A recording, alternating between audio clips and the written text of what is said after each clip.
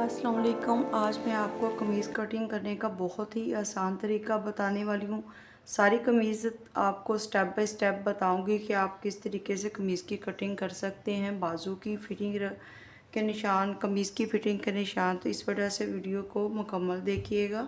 चलिए आए वीडियो को स्टार्ट करते हैं। सबसे पहले हमने दामन का माप करना है, क्योंकि हमने जो ज़्यादा कपड़ा है वो उतारना है और दामन का माप करके उस हिसाब से हमें लंबाई की हिसाब से जो है ना, लंबाई वाली साइड से हमने कपड़ा को कट करना है। कमीज़ का चूँकि दामन 22 इंच है, तो हमें जो है 2 इंच एक्स्ट्रा चाहिए, तो हम 24 पे निशान लगाएंगे।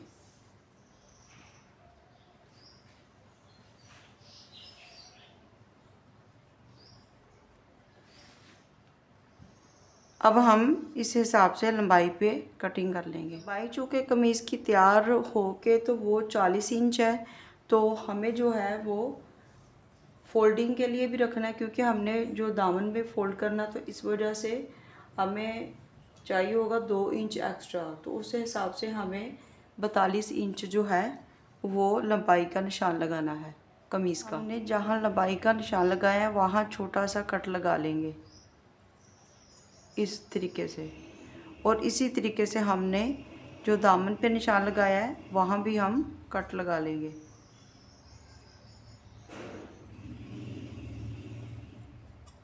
इस तरीके से अब हम पहले इस कपड़े को कटिंग कर लेंगे, उसके बाद हम इसको सेट करके तो बाकी कटिंग करेंगे। को हमने माप करने के लिए ये जो कट है, इसको इस तरीके से इस तरह करके इस हिसाब से हमने माप कर लेना है कि हमारी लंबाई कितनी बनती है।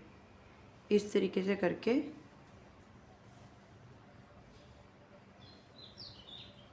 ये इधर हमने कट लगा के तो इस तरीके से यहाँ से कटिंग कर लेनी।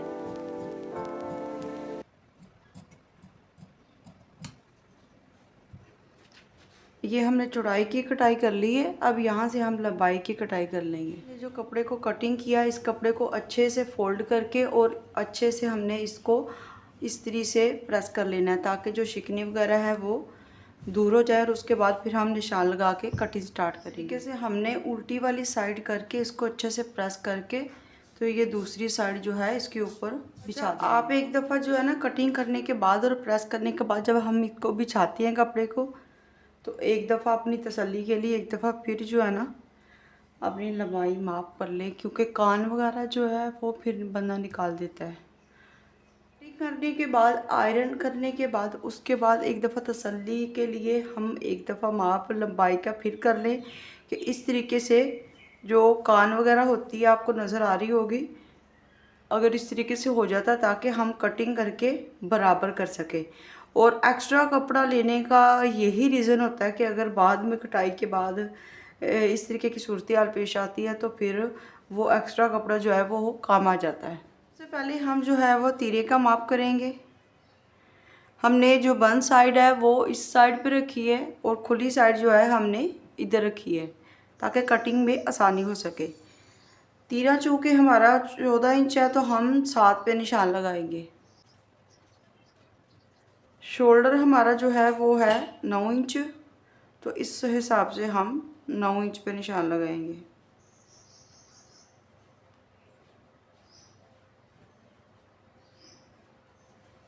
अब हम इन निशानों को स्केल की मदद से मिला लेंगे।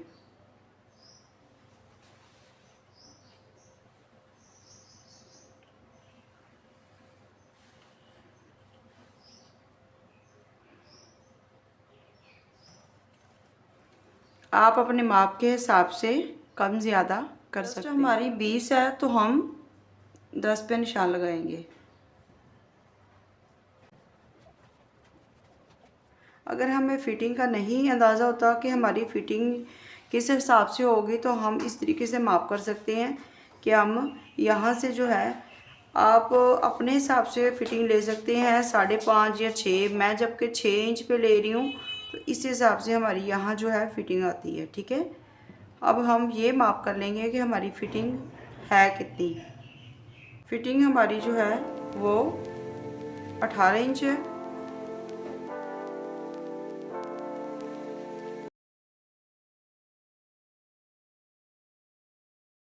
सबसे पहले हमने ये देखना है, हर एक इंसान का कमीज़ कटिंग का अंदाज़ अपना अपना है, और ये मैं अपना अंदाज़ शेयर कर रही हूँ आप लोगों से। अच्छा, जब मैं चाक का माप करती हूँ तो मैं उससे पहले जो ये फिटिंग है ना, ये इस फिटिंग वाली साइड की हमारी जो चाक कहाँ आके रुकते हैं, तो उस हिसाब से मैं निशान लगा लेती हूँ। हमारे जबकि चाक जो है वो 13.5 इंच पे है, तो मैं यहाँ निशान लगा लूँगी। उसके बाद जो है मैं इधर से चाक भी माप करूँगी, ठीक है, फिटिंग वाला माप करके उसके बाद मैं चाक भी माप करूँगी कि वो कितना आता है। ये जो हमने निशान लगाया है 13.5 पे, इस इधर हमने जो है इंची टेप रख के जितना हमें चाक चाहिए था उसी हिसाब से हमारा जो है वो पूरा, तो हमारा हिप जो है वो इधर ही आएगा। अब हम हिप का निशान लगाते हैं। इस तरीके से हम निशान मिला लेंगे। हमारी 22 इंच है, तो हम 22 इंच पे निशान लगाएंगे। अब हम ये सब निशानों को मिला लेंगे। ये गहराकरण करने का रीज़न सिर्फ ये है ताकि निशान आपको नज़र आ सके, और इसकी उल्टी साइड करने का भी रीज़न यही था ताकि जो अगर हम निशान जो है लगाते हैं तो वो उल्टी साइड पे आए। एक एक इंच जो है वो एक्स्ट्रा लेंगे जो जिस पे हमने कटाई करनी है।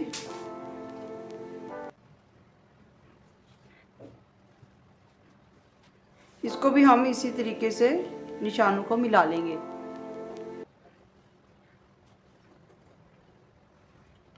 इस तरीके से हमने इस वाली लाइन जो है इस पे कटिंग करनी है, ना कि इस पे कटिंग करेंगे। स्टिचिंग के बाद हमें जितना हमारा माप है उतना हमें स्टिचिंग के बाद मिल जाएगा। इस स्केल की मदद से हम चाक पे भी निशान लगा लेंगे।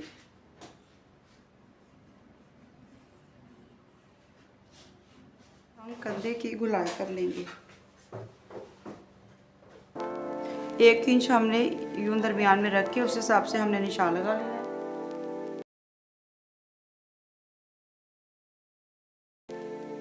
अब हम अच्छे से इसकी जो है कटिंग कर लेंगे।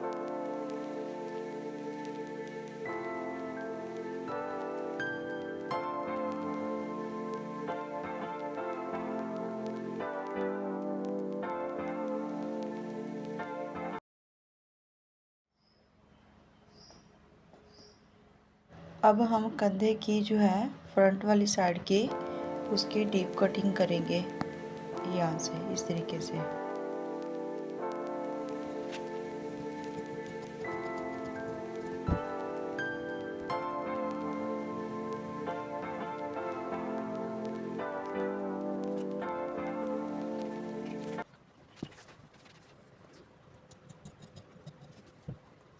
उम्मीद करती हूँ आपको वीडियो अच्छी लगी होगी। अगर अच्छी लगी है तो प्लीज़ लाइक कीजिएगा, चैनल को सब्सक्राइब कीजिएगा। नेक्स्ट वीडियो इसकी स्टिचिंग और बाजू कटिंग की अगर आप देखना चाह रहे हैं तो आप नोटिफिकेशन ऑन कर लें, सब्सक्राइब करके चैनल आप अपनी सपोर्ट इसी तरीके से बनाए रखें। शुक्रिया।